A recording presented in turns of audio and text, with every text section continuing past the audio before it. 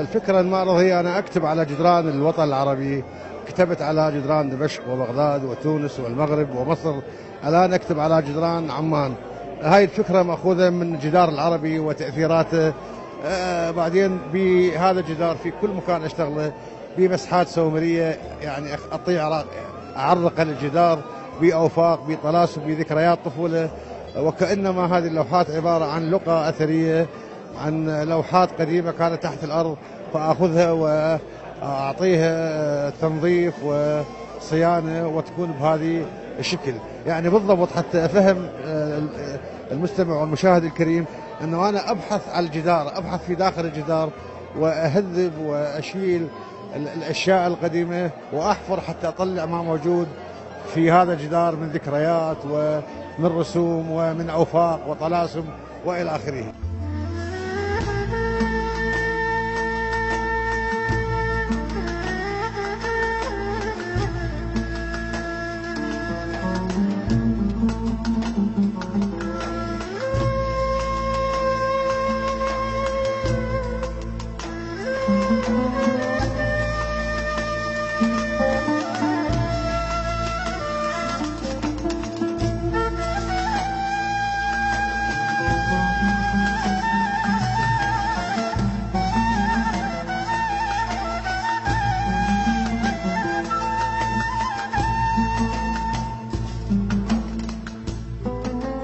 فاجأت بأنه معرض بجهد، باذل جهد في كل لوحة، يعني مو جهد نقدر نقول قليل أو سريع، لا، بتقنية عالية من ناحية التكنيك، الملمس اللي نشوفه، ومستعمل نقولها بالإنجليزي ميكس ميديا، يعني مواد مختلفة.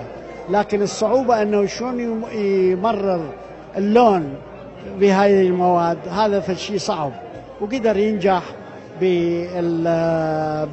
باللوحات. واللوحات أيضا تجلب الانتباه التكوين العالي، تكوين اللي هو الكومبوزيشن، يعني تكوين، وما جاي يسوي اللوحة عن عبث، لا، وإنما يشوف يكون اللوحة. وكل لوحة لها لونها، نسميه جنرال كلر، هاي تقول خضراء، هاي حمراء، هاي بيج. فأتمنى له كل الموفقية والعمل المتواصل.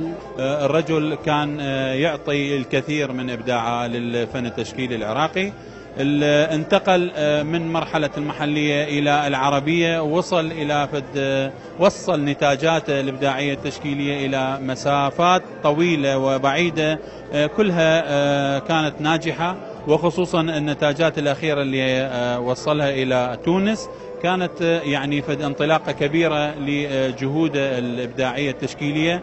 الآن في عمان نجد في هذا المكان إبداع متميز وأسلوب يرتقي إلى المستوى الأعلى بأسلوبه الجميل.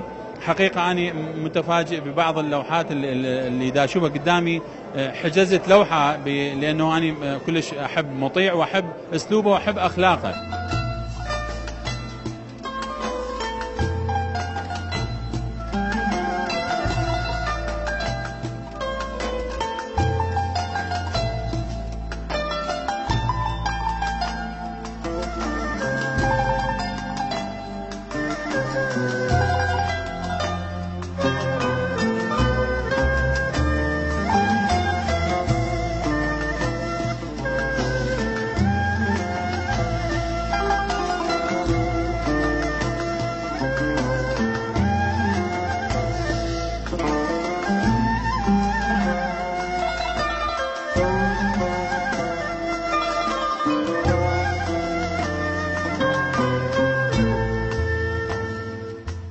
من العاصمة الأردنية عمان، غسان عدنان، قناة الرشيد الفضائية.